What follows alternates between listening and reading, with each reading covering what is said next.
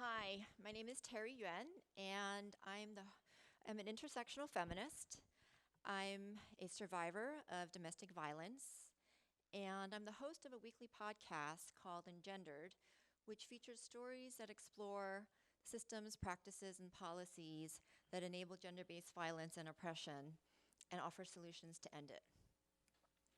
I'm here to talk to you about my journey towards wokeness, often defined as a state or consciousness of understanding oppression, injustice, or inequality. Well, I would like to suggest that wokeness is not a state, but it's a process. Let me set the stage for my journey. The year is 1996. The location, Seoul, South Korea.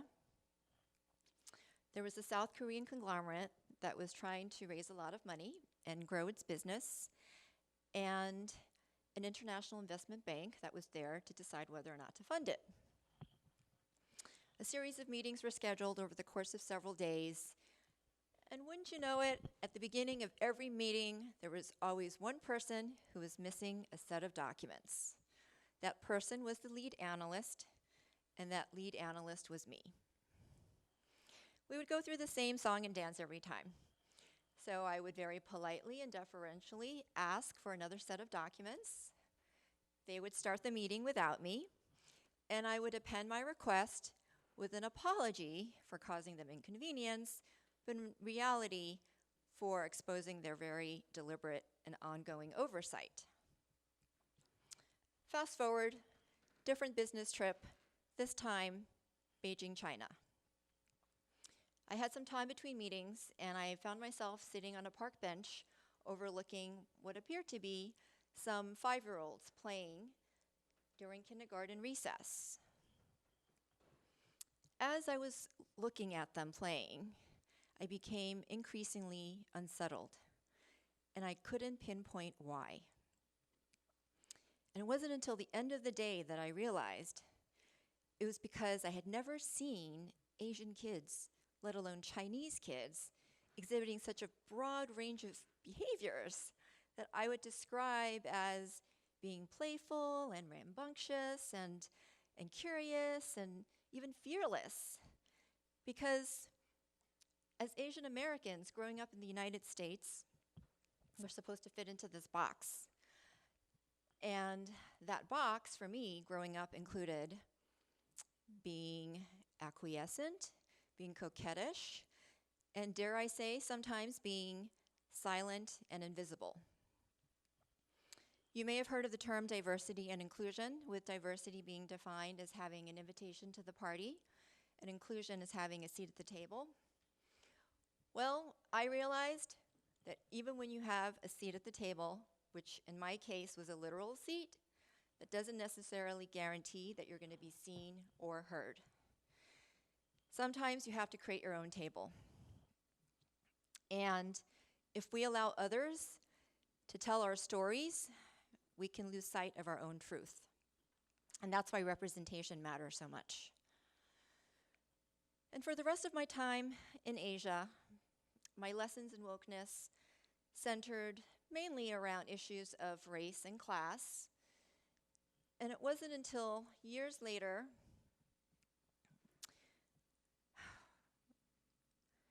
when I became a survivor of domestic violence, now going into my 15th year, that gender played such a pivotal role. And I became acutely aware of the ways in which sexism and misogyny have such a deep and profound impact on all of us. This started me on my path of activism, which led me to be invited to be a member of the New York City Domestic Violence Task Force early last year. It started out being an opportunity that I felt excited about, but very quickly, unfortunately, dissipated into disappointment. Because when you're sitting around a table with people who can't agree on the definition of the problem, it's going to be hard for you to identify the root causes and it's going to be very unlikely that you could work together effectively to generate long-term solutions together.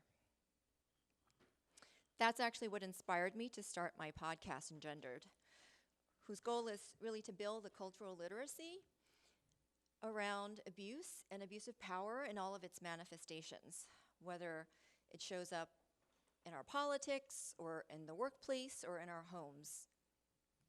And over the course of the past 18 months that I've been working on my podcast, I've come across and become connected with many, many survivors and advocates.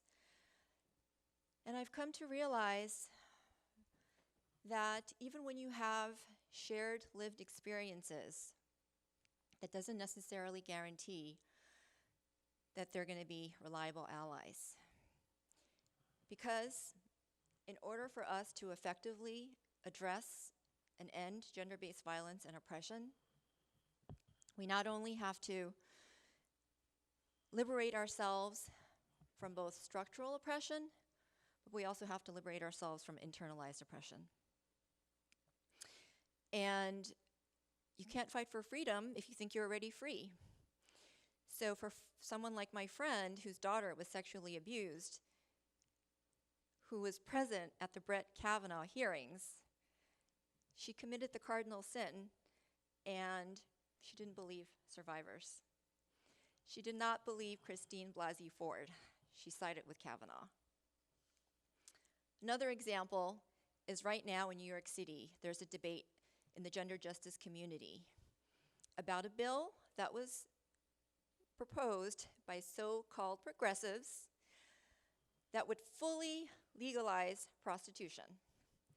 And those who support the bill actually believe that prostitution should be considered legitimate work and call it sex work, and want to protect its viability as well as the demand for it and the people who purchase sex. On the other side, the opponents of that bill believe that prostitution is considered commercial sexual exploitation, and that the people who are prostituted should be protected, but that the people who are purchasing sex should also be held accountable. But there's also another barrier, which is addressing structural barriers that came up, for example, when I was, and I have been in the past 15 years, trying to liberate myself from my relationship with my abuser. When you're coming across a system that doesn't provide holistic services, whose outcomes aren't connected and aligned with bringing you to safety, when you're dealing with trying to find economic and housing security and all of these issues and keeping yourself and your child safe, you can't fight for freedom if you can't imagine yourself to be free. So, what can we do about the fact that so many of us are situated along different points of this continuum of wokeness? Well, getting back to our definition of wokeness being a process, I think we should start with being able to interrogate ourselves and others in the world around us and engaging in that process continually.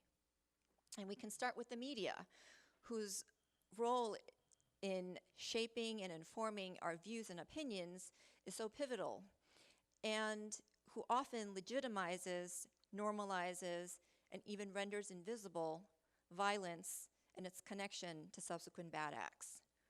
So one example is this past summer, there was a mass shooting in Dayton, Ohio, and the mass shooter had a history of sexism and misogyny, and only a couple of media outlets reported that he was part of a band whose songs had lyrics that promoted rape and violence against women. And yet, that's unfortunate because domestic violence is actually the key common denominator that connects mass shooters. The other part of the process that we need to be engaging in is being in community and being in dialogue, because building and rebuilding community is so key to us in being able to sustain the joy and the possibility and the hope that we so need to carry this work forward. So I have to ask you, if You haven't been outraged by what's been happening in the news these past 3 years? Where are you in your journey of wokeness, and what's keeping you from moving forward? And if you are just as outraged as I am, then I invite you to join me and let's make some noise together. Thank you.